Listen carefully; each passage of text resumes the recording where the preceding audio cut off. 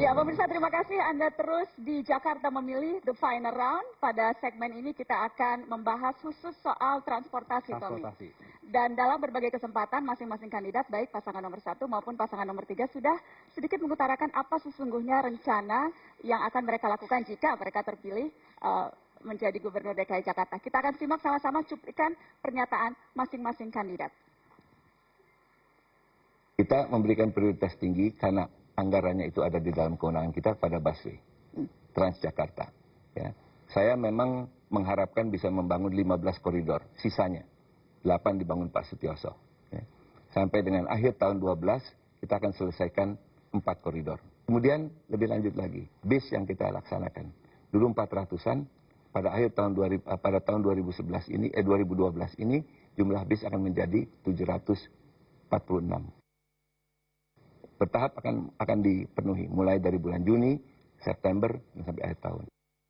Dalam jangka pendek, dari koridor sekarang 11, penuhin semuanya 15, dengan bis yang penuh. Jadi antara bis dengan bis itu terpautnya tidak lama, 5 menit paling tidak. Tetapi dalam jangka yang agak sedang, itu memang busway-nya nanti diarahkan ke pinggir kota. Untuk angkutan di pinggir kota, yang ini yang untuk jalur-jalur yang padat diganti dengan rail bus. Ada railnya, kemudian bisa di atasnya bisa diberi rail bus. Ya, itu dia pernyataan dari kandidat nomor 1 dan juga kandidat nomor 3. Pak Fauzi Bowo, Pak Joko Widodo, saya ingin jelaskan dulu aturan main pada segmen ini. Host akan mengajukan pertanyaan awal untuk masing-masing kandidat mengenai isu yang spesifik. Nah, tiap kandidat akan mendapatkan waktu 4 menit untuk menjawab pertanyaan awal dan juga pertanyaan lanjutan yang akan diajukan oleh host. Jadi total durasi 4 menit untuk tanya jawab antara host dan juga masing-masing kandidat. Baik, kita akan spesifik sekarang masuk ke tema yang pertama. Anda bisa lihat di screen, kita akan fokus pada transportasi. Ya, Pak Fauzi dan Pak Joko, ini adalah gambaran umum kondisi transportasi di ibu kota. Pertumbuhan kendaraan tidak sebanding dengan pertumbuhan ruas jalan. Sementara juga kita lihat jumlah kendaraan meningkat 9,5% per tahun. Sedangkan ruas jalan hanya tumbuh 0,01% per tahun. Belum lagi kalau kita bicara pertambahan angkutan umum yang juga masih terbatas. Ilustrasinya singkat saja, kalau kita sedang pulang kantor menunggu busway itu panjang sekali sampai mengular antriannya. Dan jika ini berlanjut sampai 2014 diperkirakan Jakarta akan macet total. Pertanyaan ini adalah untuk kandidat nomor 1, Pak Fauzi Bowo. Pak Fauzi, rencana besar moda transportasi massal yang menjadi program Pemprov dan yang Anda gawangi sebagian besar, yang besar-besarnya Pak, MRT, busway, monorail, jalan layang tol, dan juga yang non-tol. Yang ingin saya fokuskan tapi bukan pada program yang besar-besar itu Pak Fauzi, tapi yang juga ditenggarai menjadi salah satu penyebab kemacetan ibu kota, yaitu soal angkutan umum yang kecil-kecil. Kalau kita misalnya bicara angkot dan mikrolit yang belum tertata dan beroperasi dengan baik. Ya. Dari segi manajemen, trayek, kepemilikan, legalitas kendaraan, yang paling serius juga soal menumpuknya jalur trayek. Waktunya 4 menit untuk menjawab, Pak. Apa yang telah Anda lakukan untuk masalah ini dan kenapa sepertinya belum tampak nyata hasilnya? 4 menit dari sekarang. Saya ingin mengawali dengan preambul sedikit. Mohon izin diperkenankan. Assalamualaikum warahmatullahi wabarakatuh. Hari ini untuk kesekian kalinya kita disuguhi dengan debat kandidat. Ada yang sudah bosan, tapi ada juga yang masih penasaran. Ya. Saya tentu menggantungkan cita-cita saya setinggi gunung, ya, karena kecintaan saya kepada kota ini. Ya, kemudian fokus spesifik tunggu ke dulu, pertanyaan, saya akan selesai, boleh saya selesaikan dulu ini. Waktunya tadi berjalan terus. Tahu saya, ya. Jadi saya semakin yakin dan bersyukur karena telah mendapatkan dukungan dari tokoh-tokoh utama yang sekarang juga turun gunung untuk membantu saya, antara lain menyelesaikan masalah kemacetan ini. Ya. Trayek yang begitu banyak dan kendaraan kecil-kecil yang terlalu banyak, ini tentu menambah rumit kemacetan. Karena kendaraan kecil, angkutannya itu, daya angkutnya tidak terlalu besar. Dan kemudian, tentu dia akan meminta space yang banyak. Betul. Oleh karena itu, ke depan, ya, kita akan mencoba untuk mengakomodasikan kepentingan ini, ya, dengan kendaraan yang lebih cocok ukurannya. Sebab angkutan itu bukan masalah modanya. Masalah adalah daya angkutnya dan kebutuhan. Kalau kita kebutuhannya tinggi, kita selesaikan dengan jenis angkutan yang kecil, maka ini tidak akan menyelesaikan masalah. Oleh karena itu, sekali lagi, kita harus mencari moda angkutan yang cocok untuk kebutuhan angkutan tertentu. Dari itu, mengapa sekarang kita luncurkan misalnya MRT di jalur Lebak Bulus kota. Baik, tapi Karena bagaimana dengan tinggi. permasalahan, Pak? Tadi kan spesifik pertanyaannya permasalahan angkutan umum kecil. Apa yang sudah dilakukan oleh Pemprov untuk menata mereka? Saya ingin utarakan kembali, jangan kita terkecoh, kecil besar. Yang jelas, kalau di situ dibutuhkan jenis angkutan, moda angkutan dengan daya angkut yang tinggi, itu tidak akan terselesaikan dengan moda angkutan yang tidak punya daya angkut tersebut.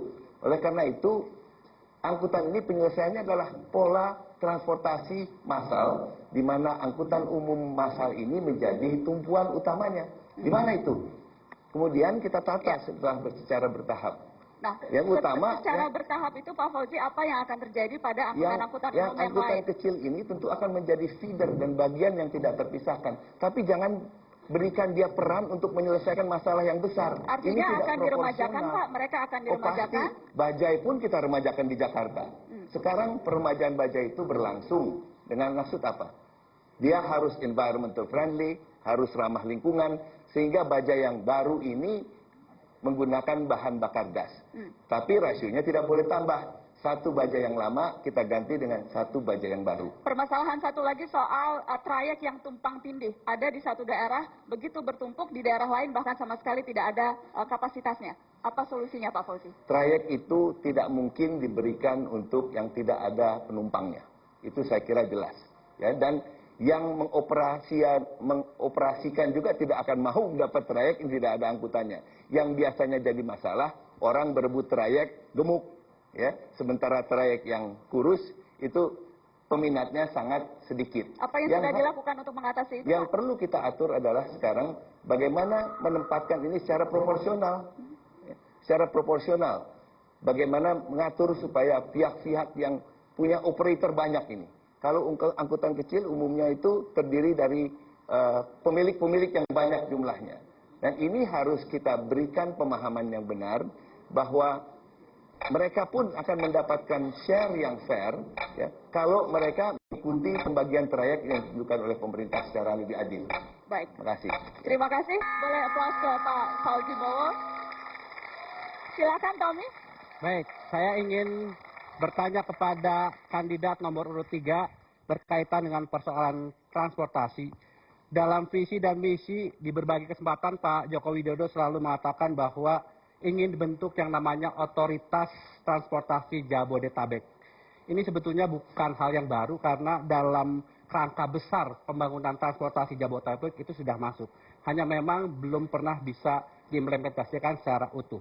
Pertanyaannya adalah, apa langkah yang spesifik akan dilakukan oleh Pak Joko Widodo untuk mendapatkan kewenangan pengelolaan Otoritas Transportasi Jabodetabek itu, dan bagaimana cara mendapatkan kewenangan itu?